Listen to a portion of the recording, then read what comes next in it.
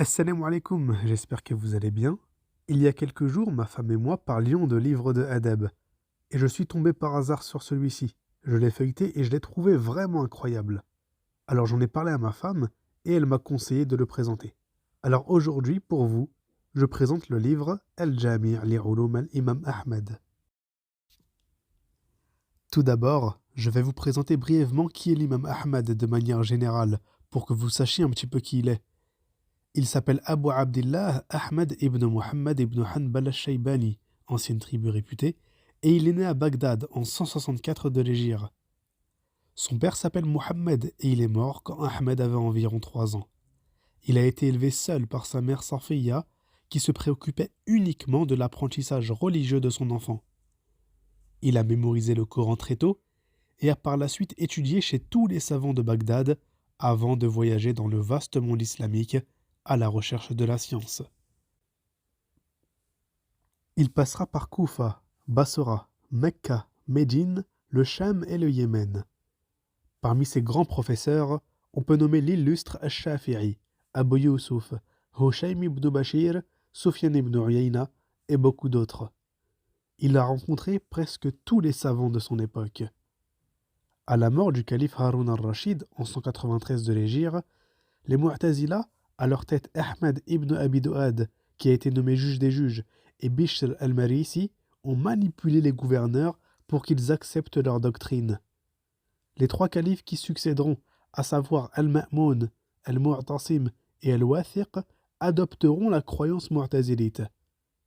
L'imam Ahmad se fera emprisonner, humilier, boycotter, fouetter et torturé par ces derniers, jusqu'à ce qu'Al-Mutawakkil prenne le pouvoir en 232 et rétablisse la croyance des pieux prédécesseurs. Malheureusement, ces années de souffrance n'auront pas été sans perte, car en 218, il verra son noble compagnon, Mohammed ibn Nuh, mourir sous ses yeux. Durant toute sa vie, il a défendu bec et ongle sa religion, quitte à en payer le prix fort, d'où son surnom de Asad as-Sunnah, le lion de la Sunna.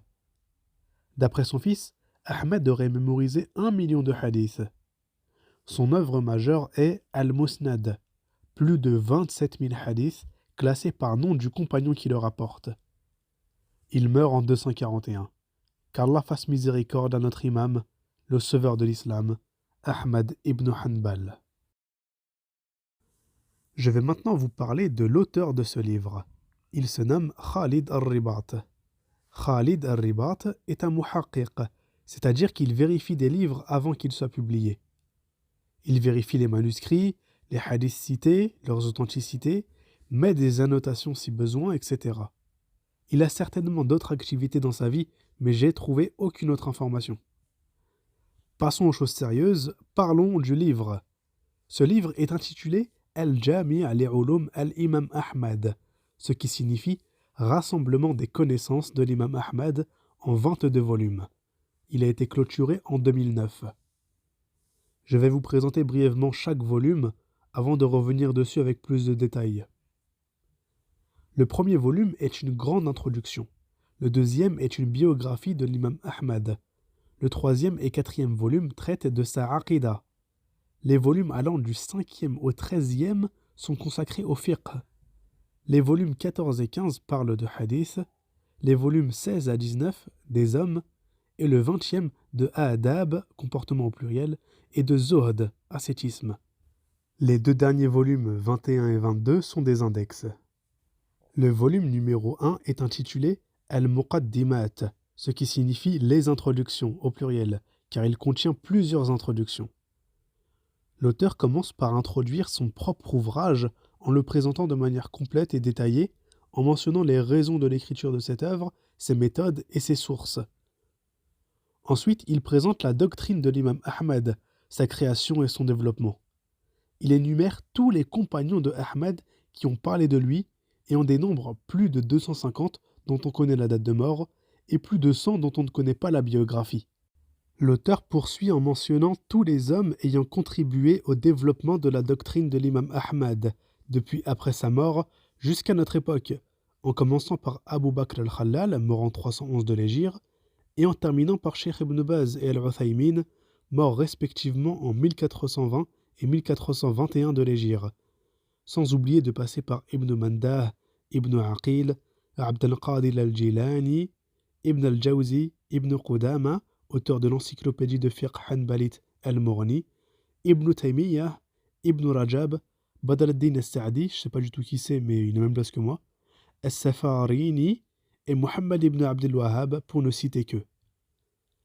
L'auteur présente ensuite les bases de la méthodologie hanbalite et quelques divergences au sein de cette école. Puis il conclut en expliquant la terminologie du madhab, le vocabulaire spécifique et les savants qui ont le plus influencé ce madhab. Le volume numéro 2 commence par une brève biographie générale de l'imam. Il énumère toute personne chez qui Ahmed a pris de la science ou à qui Ahmed a transmis de la science.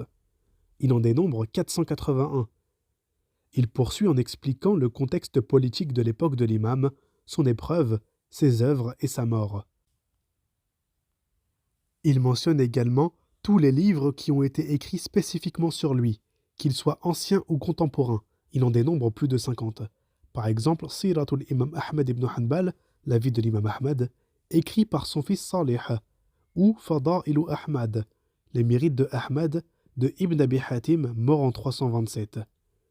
Il cite encore tous les ouvrages d'histoire ou de biographie de savants où Ahmed est mentionné, comme Al-Ma'arifatu wa-Tarikh de Ya'qub al-Faswi, mort en 277, Hilyatul Awliya de Abu Nu'aym, mort en 430, Tarikh Baghdad de Al-Khatib al-Baghdadi, mort en 463, ou bien Siyar al-A'lam al-Nubala de l'imam al-Dhahabi, mort en 748.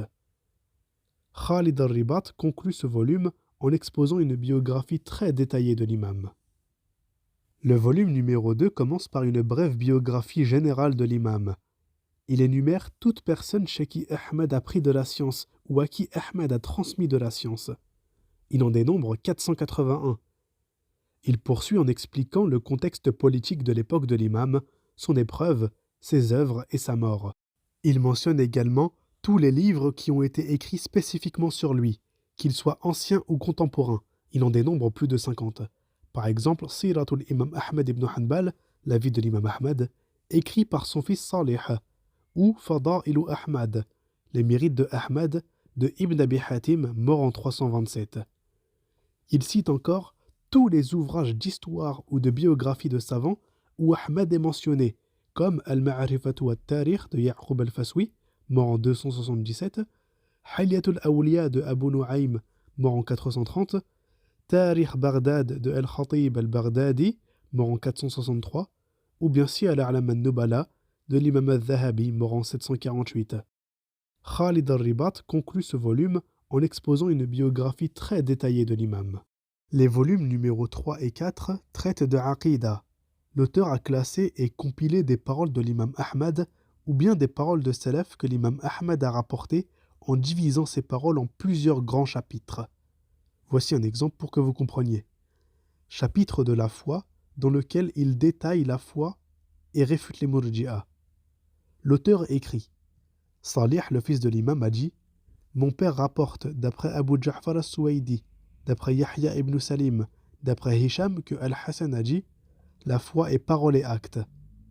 Et il ajoute en annotation que cette parole est rapportée par Harb, mort en 280, dans son livre Masail, par Abdallah, le fils de l'imam Ahmed, dans son livre As-Sunnah, et par Al-Khallal, dans son livre As-Sunnah. À un autre endroit, l'auteur écrit « Abdallah, le fils de l'imam, a dit « Mon père rapporte d'après Abdurrahman ibn Mahdi, d'après Hamad ibn Salama, d'après Ata ibn Sa'ib, que Sa'id ibn Jubayr a dit « Les Murji'a sont semblables aux Sabéens ». L'auteur procède de la même manière dans les chapitres d'après. Chapitre des attributs d'Allah, chapitre le Coran et la parole d'Allah et la réfutation des Jahmiyyah, chapitre de la foi en la prophétie de Muhammad sallallahu alayhi wa sallam, chapitre du destin, chapitre de l'épreuve et des signes de l'heure, chapitre de la foi au jour dernier, chapitre des compagnons. Les volumes 5 à 13 traitent de fiqh et de la méthodologie qu'avait l'imam Ahmad pour donner un avis. L'auteur commence par mentionner la recherche de la science, ses bienfaits, l'intention et le comportement de l'étudiant. Il consacre ensuite un chapitre sur les ordres d'Allah, à qui ils sont destinés. Reconnaître les ordres généraux et spécifiques, c'est du fiqh très général, sans entrer dans aucune question précise comme on le verra après. L'auteur poursuit par des chapitres sur ce qu'on appelle usul al-fiqh, les fondements du fiqh, traitant de l'abrogation, la manière d'interpréter et d'utiliser les versets et hadiths en tant que preuve, ainsi que les autres formes de preuves, comme le consensus, l'analogie, le consentement, l'effort d'interprétation et la vérification des chaînes de transmission. L'auteur entre maintenant dans le vif du sujet, en abordant la purification et tout ce qu'elle englobe, en rapportant, comme précédemment, soit des paroles de l'imam Ahmed, soit des paroles de Salaf rapportées par lui.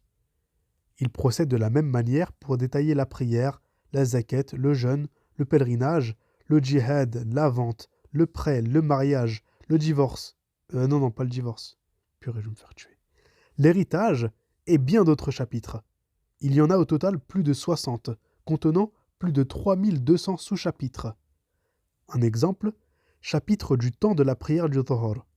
L'auteur rapporte plusieurs paroles de l'imam, en citant les références comme celle-ci. Ibn Hani a dit « J'ai demandé à Ahmed quel est le temps de la prière du Dhuhr. Et il me répondit « À partir de la disparition de l'ombre, c'est-à-dire quand elle est la plus petite, jusqu'au moment où l'ombre fait la taille de chaque chose. » Les volumes 14 et 15 contiennent des chapitres similaires au fiqh, mais dans lesquels est mentionné des hadiths relatifs au chapitre que l'imam Ahmed a rendu faible ou bien a corrigé la chaîne de transmission. Et l'auteur, à son tour, apporte une correction. Voici un exemple dans le chapitre de la fraîcheur de la prière du Dhuhr. L'auteur écrit « Hadith rapporté par Abu Huraira. L'enfer s'est plaint à son Seigneur. » L'imam Ahmed a dit « Ibn Uyayna s'est trompé.